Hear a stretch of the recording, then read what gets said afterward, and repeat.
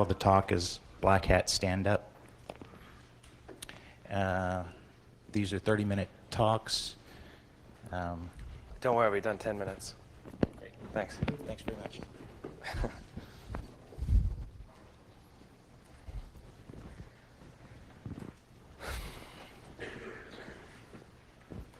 So you're not going to see any slides. We'll start off with that right now.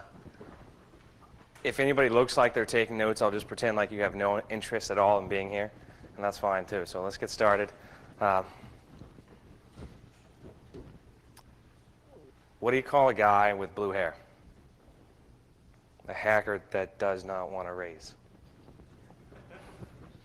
What do you call a guy that has penetration tester on his business card? A guy that has no interest in getting laid. All right, so that sets the stage, right?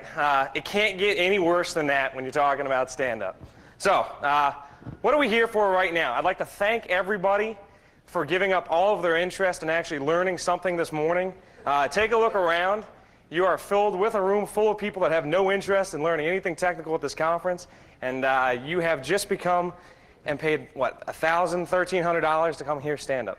So this is quite an honor for me. Thank you. I love it. I'd also like to thank Mike Lynn yesterday, because no matter how bad this is, no one will remember it 2 months from now. It'll all be about that Cisco guy and that Cisco vulnerability in ISS. So, a shout out goes to him. Thank you for that. I'm James Foster. I'm a hacker. I don't know if I've always been a hacker. I don't know if I started being a hacker on day one because my parents were hackers. I don't know if I was born with being a hacker, but I do know I'm a hacker. And I think it was first told to me when I started dating after college. Let's be honest, when you're dating in high school, things can only go so bad. Everyone is a loser. All right, you've got your couple people that think you're the best person out there, still terrible people. You go to college, you're drinking, you don't really remember it. You get out of college, you're in the workforce. You start going to bars, and you sit around and you're like, hey, I'm a hacker, how's it going? Doesn't work at all. I'm sitting there drinking a beer, and some girl comes next to me. Let's be honest, I go sit next to her, and I offer to buy her a beer. She's like, hey, no problem. I buy her a beer, I'm feeling pretty good. I got my first real-time job. She looks at me, so what do you do? I work with computers, I got these routers, I set up this software. This security stuff is great, let me tell you about it. About 30 seconds into this conversation, she had turned 180 degrees to me and started looking to the other side of the room. I thought, hell, this isn't gonna work. So, date number 2. I go out with this girl. Hey, what do you do? I work in IT. It doesn't really matter. She's like, oh, that's kind of neat. What do you do? And she tells me she's an accountant. We start talking. Things are going well. Date number 2, we get back to the house. I'm starting to make her dinner. She's like, wow, you got a lot of computers. Yeah, sorry about that. So things went bad. That was the end of that one.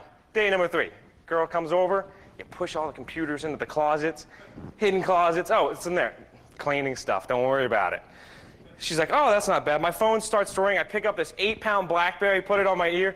Hey, how's it going? She looks at me like I've got a calculator pressed to the side of my head. She's like, this is terrible. What's wrong with you? I'm like, this is terrible. What am I going to do to get a girlfriend?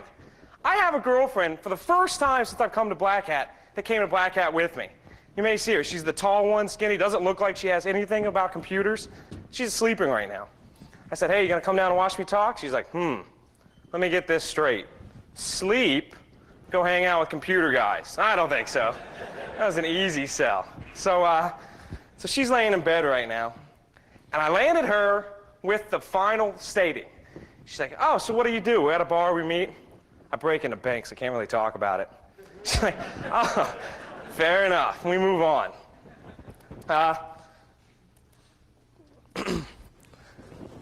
Close your eyes. Picture this. I'm poor. I decide I want to steal something. I need something great. I'm up in my suite at Caesar's Palace. I take this huge conference table, I put it on my back, I start walking out the front door. Somebody stops me, he's like, hey, you can't leave here with this. What are you talking about? He's like, that's Caesar's Palace's table. I'm like, all right. How bad of security do you have to be to let 40 million accounts get stolen? Do you have any idea how big of a file this is? That's like walking into a movie theater and walking out with the screen. No, don't worry about it. I paid $8. It's okay. All right? That's like walking into Caesar's Palace and leaving with the towel and the bed on your back in the bag. You're like, no, don't worry about it. I got it. I paid for my room. Like, oh my goodness. Terrible. I get a guy that calls me up, hey, we need some help with some forensic work. All right, we can help you with that. Well, what seems to be the problem? Well, we don't know. We think we've got a virus. Oh, well, what's the science? Well, none of the computers work, and every time we turn them on, they just blue screen. Right, you probably just have a virus. That's the problem, right? Just a virus. So what have you bought? Well, we're up to compliance. We're not out of compliance with anything, but we still think we're getting hacked. I'm like, oh, compliance. Right. This guy has no idea what he's dealing with. I say, well, let me talk to you. I'll pass you over to a friend of mine. He can help you out, knowing he's going to be there for a year. Sorry, I didn't want to go to Texas for a year. So, let's talk about carrying yourself. Who in here has gotten a raise in the past year? All right. All right. Who in here goes to work every day in jeans and a t-shirt? God damn it, I'm changing jobs. This is awesome. I asked for a raise at the age of 19 working in the security field. My boss looked at me, he's like, well, why do you think you need a raise? Oh, I found problems in Mike Spice's CGI, and there's like 8 CGIs I'm listing off. He's like, yeah, I don't think so. I don't even know what those are. I was like, shit, how do I get through to this guy? I sit there, I think, I start reading management magazines. I walk back in. I need a raise, or I'm out of here. All right, see ya. I'm like, ah, oh, damn it, that didn't work either. I'm like, all right, what do I need to do? I walk back in the third time, think, 3 times this charm. I've got it. I need a raise. And let me tell you why with this PowerPoint slide. I pop up the PowerPoint slide, there's charts in there. I'm maxed over my productivity. I found X amount of more vulnerabilities than anybody on the team. He goes, I like this. I like these charts. I like what you've done with this. You've got a raise. I thought, all right, this is easy. Colors, pictures. I understand this now. Now hackers can join the business world. Colors, pictures, got it. Love it. All right, 3 more things before we get on to the good stuff. Anybody here work for a software company? Anybody here work for an appliance company selling appliances? There's like twice as many hands. Anybody know what an appliance is? Anybody? Huh? It's the means to sell freeware shit. All right, let's get it out there right now. My boss comes to me, I think we're looking at buying some appliances. Really? What kind? I don't know. There's a couple with Nessus on them, some Snort stuff, and I said, oh, that's not bad. But they've got this great reporting capability and this great interface. We need to buy some more appliances. Why? Oh, they're easy to deploy. Agreed, I love it, I love it. I'm going into a new business starting tomorrow. I've talked with 10 other hackers here, and we're all going to start putting freeware stuff on Dell boxes. It's going to be fantastic. $25K list price. I'll give you my email address at the end of this. You can drop me a line. We'll split it 50-50. Companies are doing this left and right. I'm not going to go off into a tangent here, but I do want to get across that you have to ask the right questions when you're doing this. I've seen so many people that when they ask about appliances and they ask, oh, so what are you running? We've got a proprietary underlying firmware that we've written. Right, Red Hat, good. You know, vulnerability management. So we've got this scanning engine. It's highly proprietary. It's got lots of checks in it. Uh-huh. What color is the logo? What logo? Like, isn't that the Nessus logo? Oh, damn it. Yeah, we wrote a couple checks for that. That's okay, though. It's good. The next one's coming out. Snort. Everybody's seen Snort. Everybody in the world's even heard of Snort. I love SourceFire. These guys have got the best thing out there. They say, hey, you know what we're going to do? We're going to get the Snort engine. We're going to get everybody that comes to Snort, and we're going to start selling them a better Snort. This is priceless. There's at least 10 companies that I've tracked for the magazine to say, hey, these companies are trying to do the same thing as SourceFire, and they're never going to get it. You got to be the innovator. You got to be there first. SourceFire comes in and goes, hey, I've got it. They understood what it takes to get a raise, right? Who's seen RNA? Anybody? Whether you like it or not, it's the best thing out there. There's not a product that competes with it. I love it. What they've done is they've walked around and say, hey, you need pretty pictures. You need pretty pictures.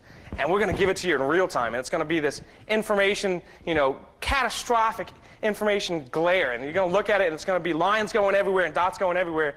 You go, wow, this is awesome. I need it. And you say, what is it good for? Well, it's still Snort, but it's got wonderful stuff on top of it. I love it. If you're looking to change businesses, there it is. Vinny Lou and I are speaking at 1:30 on forensics today, and multiple weaknesses that we found in, Encase and Microsoft, Computer Associates, you name it. We've got weaknesses in every forensics tool that's out there. Last night we were at the bar. A gentleman from Guidance was like, hey, it looks like pretty good stuff. We'd like to invite you to our Guidance conference down in New Orleans. Vinny and I looked at each other. We're like, right, let me get this straight. You're going to do a replay of Goodfellas. We're going to get into a quiet back room, and you're going to beat us with a chair. It has nothing to do with them. They actually make the world's greatest product in terms of forensics.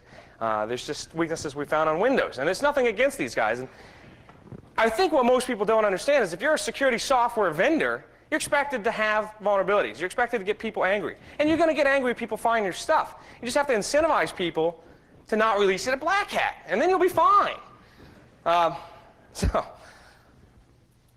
Anybody seen what's going on in the industry here? Anybody seen what's going on in the industry in terms of patents? Seen all these patent rulings? Anybody here go to law school? I went to law school for 2 years. Then I dropped out figuring that, okay, now I learned how to read long books. True story. I stayed in law school for 2 years. I did all the homework. I did all the assignments. And after 2 years, I really honestly felt that, hey, I don't want to do this for a living. And B, I now know how lawyers work. They search databases. They get back information. They cut and paste it. They change it a little bit. And now it's their legal text. It's terrible. There's laws out right now, and there's patents being filed for things like the web application assessment methodology. Anybody heard about this one? Yeah? All right, there's a hand. You know what I'm talking about. This company, I'm not going to say their name, in the security industry has started suing all the web application assessment companies. True story. Because they infringed on the patent of we have a methodology for assessing web applications. So let me get this straight. If I assess a web application, I'm infringing on your patent. Right. So I went out actually 2 weeks ago and filed about 100 different patents. From everything from certain Google searches, thanks to Johnny Long. I've got about 100 Google searches now that I've taken straight from his database and said they're mine. So if anybody starts doing them, I'm going to sue them. And because of all the caching techniques, we'll figure out where they are. We'll sue them. I've got new things. Any new technology hits the market, I wrap a methodology around assessing it. I'm going to sue everybody. 10 years from now, I will own this security community. You have to buy my licenses. This company has sent out 12 notices that I'm aware of so far, asking people to give them 3% of their revenue for infringing on their web application assessment methodology. 3% of their revenue. This is insane. So I won't mention that it's Watchfire doing this stuff. A couple other companies out there. Did you know if you can write exploits or find vulnerabilities, you can make money? Anybody heard of VCP? Vulnerability Contributor Program? There's a couple hands. Hey, good job. You're a lot older than I thought you'd be for finding that stuff. VCP is fantastic. It says, hey, we'll buy your stuff and we'll release it under our name. Well, anybody heard that iDefense is actually getting acquired by VeriSign? Yeah, so along with that program. There's another program out there right now where people have started buying and selling exploits underground and limiting and licensing these exploits. You can buy exploits now for $1,000 and use them. I don't see that sticking around long, too. It's only a matter of time until some kid buys it. So I'm reading the paper the other day, and the UK has this headline, World's Worst Hacker Arrested. Like, world's worst hacker arrested. When do you want to brag about like the best hacker being arrested? When do you want to brag about, hey, we got the best guy? How hard is it to get the worst hacker in the world? Seriously, this is terrible. I'm getting the flag here. Two more things. My favorite world's worst hacker, and then I've got to let you go before I get kicked off. There's this guy in Southern California, gets arrested for driving fast. Cops pull him over, true story. Cops pull him over, like, sir, do you know why we pulled you over?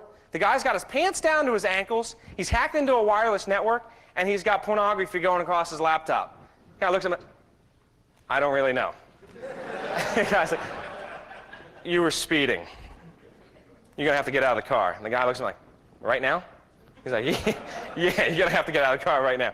Takes him to jail, fines him and arrests him. There's not a single count of car or automobile vandalism, speeding, changing lanes without signaling at all on his record. They go to the front of the court, and the gentleman says, Your Honor, I'm innocent.